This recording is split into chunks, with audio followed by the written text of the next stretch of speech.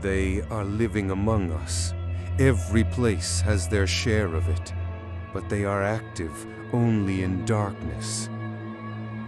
That's what the old man from the outskirts of town used to say. Everyone thought he was crazy, rambling about creatures in the shadows. I wish I had listened. I wish I'd never looked into the dark. It all started on an ordinary night. My family and I were gathered in the living room, laughing over a silly story my dad was telling. The warm glow of the lamp lit the room, and everything felt safe. Too safe. And then I saw it.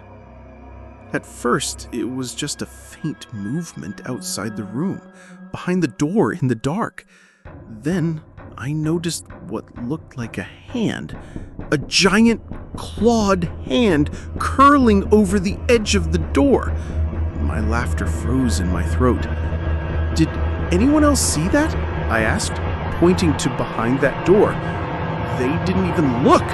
My mom waved me off. "Stop being silly," she said, her voice light, but her eyes didn't meet mine.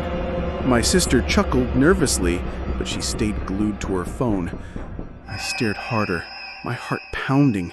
The hand was gone. Maybe I was imagining things. Minutes later, the lights flickered. "Must be the storm," Dad said, getting up to check the circuit box. But before he could leave the room, the electricity cut out completely, plunging us into pitch black. "Stay here," he instructed, but his voice had a tremor he couldn't hide. That's when we all saw it. Opening the door and stepping out, faintly illuminated by the moonlight, was the giant hand. It spread wide, its long, skeletal fingers tapping the floor as though testing its strength. The room fell silent. None of us could speak. None of us could move.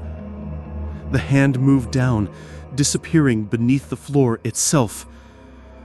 And he was in the middle among us screaming, with a small head compared to his hands and a body with holes resting on our living room's floor. I don't remember much of what happened next. Screaming, the sound of breaking furniture, the deafening thud of something massive moving in the dark. When I woke up, the world felt wrong. My head spun, and my arm felt strangely numb. That's when I looked down and saw it. My hand was gone. I screamed, but the rest of my family silenced me. They all had the same injuries. My mom's left hand, my dad's right, my sister's gone. Each of us missed the hand that had pointed, reached, or gestured toward the creature. In the days that followed, I couldn't stop researching. I dug through forums, old books, even visited that crazy old man. That's when I pieced it together. "They are in the dark," he had whispered. "Silent watchers. But if you see them, if you dare to tell someone, they will come. And they will take the part of you that saw them." That was their rule, their punishment. And it didn't stop there. Weeks later, the nightmares began.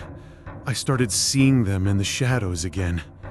I tried to ignore them, but every night they got closer. And then I made the mistake of telling someone, a friend at school, about what I'd seen. The next morning, he was gone. That night, I turned on the news and froze. A gruesome discovery has been made at a family's home in the suburbs. All members were found in their living room, seated around the table. Each body was intact, except for one horrifying detail. Their heads were missing. Authorities are baffled. The screen showed the house. It was ours. But we were still here, weren't we? I turned to my family, who sat motionless in the dim light. Slowly, I realized something was off. Their faces didn't move. Their mouths didn't speak. Their heads weren't there. They are living among us, but they are active only in darkness. If you see them, don't tell anyone.